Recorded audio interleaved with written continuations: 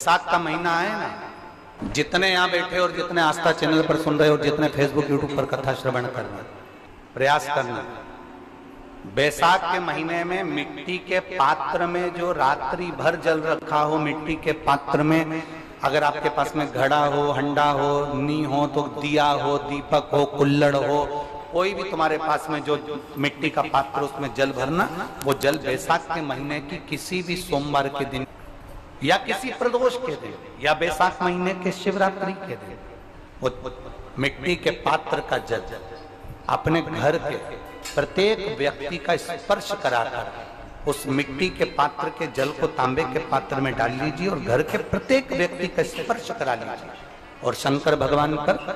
कुंदकेश्वर महादेव के नाम से समर्पित करिए। कभी जीवन में